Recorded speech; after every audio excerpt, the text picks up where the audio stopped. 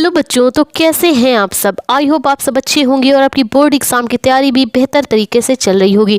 तो देख सकते हैं आप, आज का हमने जो टॉपिक लिया है वो है हिंदी का वायरल हो रहा पेपर, जो कि बहुत ही ज़्यादा वायरल हो रहा था। ठीक है, उसका फुल सॉल्यूशन आज के इस वीडियो में देखेंगे। तो देख सकते हैं आप, 2024 का सामान्य हिंदी का वायरल पेपर है। ठीक है, तो देख सकते हैं आप, इसका कोड है 301 ZF और पूर्णांक कितना है 100 नंबर का। 3 घंटे 15 मिनट आपका समय दिया गया है। ठीक है, 15 मिनट परीक्षार्थियों को प्रश्न पत्र पढ़ने के लिए दिए जाते हैं। तो इसका क्वेश्चन पढ़िए।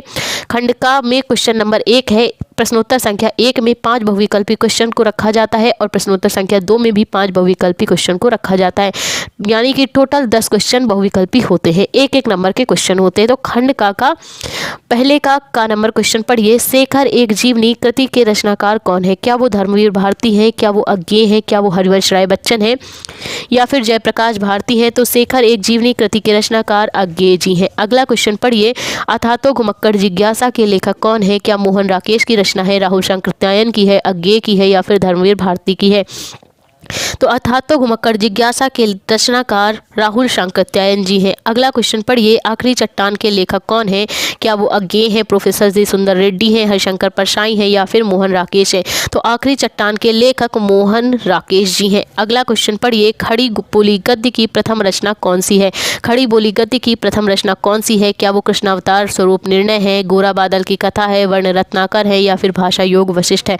तो खड़ी बोली गद्य की प्रथम रचना गोरा बादल की कथा है। अगला क्वेश्चन पढ़िए। राजा भोज का सपना के लेखक कौन है।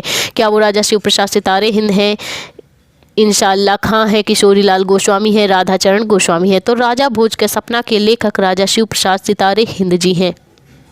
अगला हमारा क्वेश्चन पढ़िए। दूसरे का प्रिय प्रवास महाकाव्य किस भाषा में लिखा गया है। क्या वो अवधी भाषा में लिखा गया है प्रिय प्रवास महाकाव्य, ब्रज भाषा में, खड़ी बोली में या फिर फारसी भाषा में। तो प्रिय प्रवास महाकाव्य अवधी भाषा में लिखा गया है। एक भारतीय आत्मा किसे कहा जाता है। क्या वो भूषण है, सूर्यकांत त्रिपाठी निराला है, माखनलाल चतुर्वेदी है या फिर केशव दास है। तो एक भारतीय आत्मा माखनलाल चतुर्वेदी जी को कहा जाता है। किसको कहा जाता है। माखनलाल चतुर्वेदी जी को एक भारतीय आत्मा कहा जाता है। अगला क्वेश्चन पढ़िए। प्रगतिवादी के प्रमुख कवि कौन है। प्रगतिवादी के प्रमुख कवि कौन है। तो क्या वो भारतेंदु हरिश्चंद्र है, गिरजा कुमार माथुर हैं, धर्मवीर भारती हैं या फिर नागा अर्जुन है। तो प्रगतिवाद के प्रमुख कवि नागा अर्जुन को कहा जाता है। ठीक है, अगला क्वेश्चन पढ़िए। छायावाद की प्रमुख प्रवृत्ति कौन सी है। छायावाद की प्रमुख प्रवृत्ति कौन सी है। क्या वो वीरता और श्रृंगार का सम्मिश्रण है, वर्तमान राजनीति का वर्णन है, स्थूल के प्रति सूक्ष्म का विद्रोह है या फिर युद्ध का सजीव वर्णन है। तो छायावाद की जो प्रमुख प्रवृत्ति है वो है वर्तमान राजनीति का वर्णन। ठीक है, अगला क्वेश्चन पढ़िए। सुमित्रा नंदन पंत को ज्ञानपीठ पुरस्कार किस रचना पर मिला है। तो सुमित्रा नंदन पंत को ज्ञानपीठ पुरस्कार क्या उनकी रचना लोकायतन पे मिला है, चिदम्बरा पे मिला है, थामा पे मिला है या फिर उर्वशी में मिला है। तो सुमित्रा नंदन पंत को ज्ञानपीठ पुरस्कार उनकी रचना चिदम्बरा पर मिला है। ठीक, तो हमारा अगला क्वेश्चन पढ़िए। प्रश्नोत्तर संख्या 3 निम्नलिखित गद्यांशों पर आधारित प्रश्नों के उत्तर देने हैं। तो 5 क्वेश्चन पूछे जाते हैं और प्रत्येक क्वेश्चन 2 नंबर का होता है, यानी कि 10 नंबर आपको गद्यांश के प्रश्नों को हल करने पे मिलता है। तो गद्यांश पढ़िए। भूमि पर बसने वाला जन और जन की संस्कृति, इन तीनों के सम्मिलन से राष्ट्र का स्वरूप बनता है। भूमि का निर्माण देवों ने किया है, वह अनंत काल से है। तो देख सकते हैं आप, पहले ही राष्ट्र की बात कर दी गई, अर्थात ये किस चैप्टर का है। राष्ट्र के स्वरूप चैप्टर का है, जिसके जो लेखक है वो कौन है। वासुदेव शरण अग्रवाल। ठीक है, तो ये हमारा क्या है, गद्यांश है। और इसकी ये जो रेखांकित अंश है ना, ये जो रेखा खींची गई, इस इतने की आपको क्या करनी होगी, व्याख्या करनी होगी। तो चलिए इसके क्वेश्चन पढ़ते हैं। तो क्वेश्चन देख सकते हैं आपने। उपयुक्त गद्यांश के पाठ और उसके लेखक का नाम लिखना है। किसके सम्मिलन से राष्ट्र का स्वरूप बनता है, भूमि का निर्माण किसने किया है, वह कब से है, और हमारा आवश्यक कर्तव्य क्या है, रेखांकित अंश की व्याख्या। तो इन क्वेश्चन को आपको उसी गद्यांश से छांट के करने हैं। और कि गद्यांश के पाठ का नाम राष्ट्र का स्वरूप है और इसके लेखक का नाम वासुदेव शरण अग्रवाल है। अगला क्वेश्चन पढ़िए।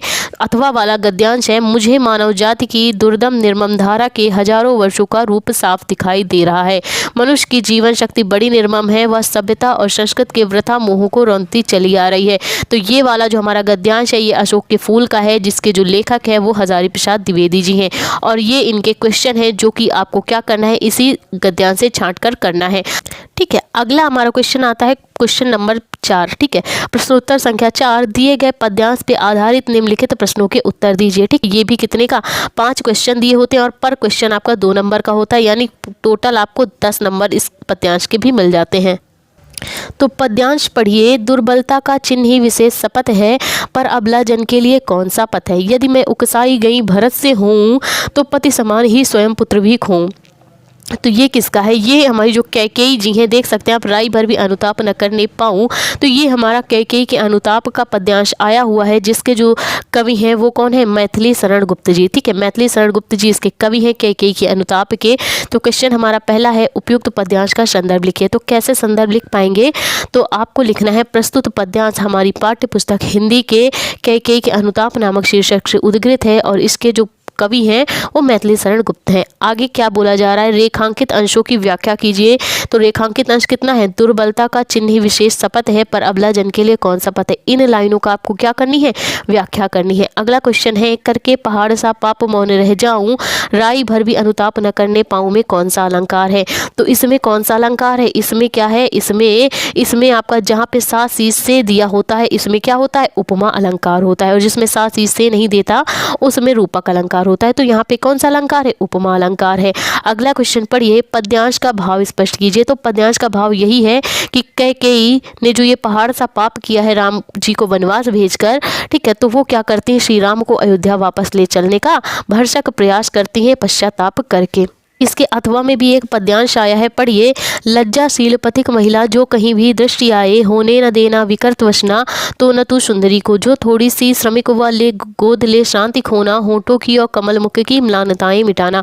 तो ये वाला पद्यांश हमारा पवन दूतिका से है, जिसके जो कवि हैं वो अयोध्या सिंह उपाध्याय हरिऔध है। इस पद्यांश से छांटकर इन क्वेश्चन को हमें सॉल्व करना है। ठीक है, तो अगला क्वेश्चन किस टाइप से आता है वो पढ़िए।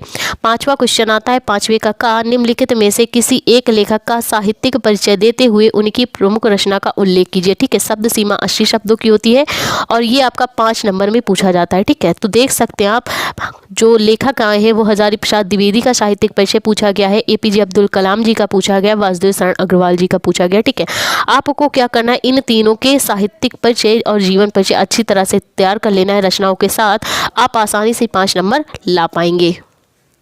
अगला क्वेश्चन पढ़िए, क्वेश्चन नंबर 5वें का खा, निम्नलिखित में से किसी एक कवि का साहित्यिक परिचय देते हुए उनकी प्रमुख कृतियों पर प्रकाश डालिए।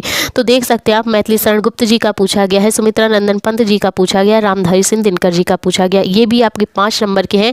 तो आपको क्या करना है, साहित्यिक परिचय देते हुए कवि का भी जीवन परिचय कर लेना है। अगला क्वेश्चन कुछ इस टाइप से आता है कि बहादुर अथवा पंचलाइट कहानी के उद्देश्य पर प्रकाश डालिए, या तो पूछ लेता है बहादुर अथवा पंचलाइट कहानी का सारांश लिखिए। ठीक है, और अथवा में भी इस टाइप से क्वेश्चन आ जाता है इसका कि ध्रुव यात्रा कहानी की कथा वस्तु अपने शब्दों में करिए। लेकिन ये बहादुर और पंचलाइट कहानी फिक्स कहानी है, इसके अलावा आपसे कुछ नहीं पूछा जाएगा, केवल सारांश पूछ लेगा या तो उद्देश्य पूछ लेगा। 5 नंबर इसके आपको आसानी से मिल जाएंगे, ये आपका फिक्स टॉपिक है।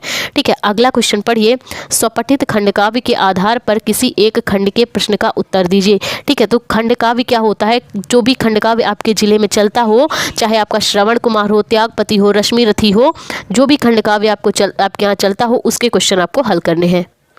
अगला हमारा क्वेश्चन पढ़िए, रश्मि रथी खंडकाव्य के आधार पर कर्ण का चरित्रण लिखिए, या फिर रश्मि रथी खंडकाव्य के आधार पर किसी भी एक सर्ग की कथा वस्तु करिए। ठीक है, ये क्वेश्चन दोनों सेम आ गए हैं, लेकिन क्या है कि इसमें किसी एक सर्ग की कथा वस्तु पूछ लेता है, या फिर नायक का, या फिर कुंती का, ठीक है, या फिर कृष्ण का चरित्र पूछ लेगा। इस टाइप से ये क्वेश्चन पूछा जाता है। आपके यहाँ जो भी खंडकाव्य पूछा जाता हो उसके भी क्वेश्चन आप इस प्रकार से देख सकते हैं।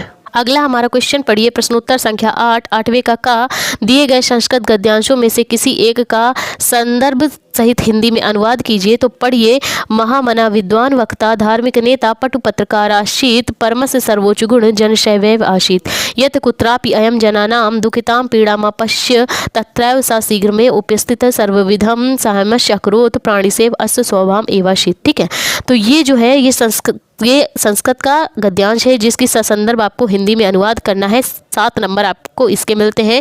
ये आपके महामना मालवीय वाले पाठ का है। ठीक है, अगला इसके अथवा में भी आया है, हंसराज तदैव परिश्रमध्य आत्मना भागिनोपाप हंसपोतकाय दुहित रक्षमत। ठीक है, तो ये हंसराज वाले पाठ से है।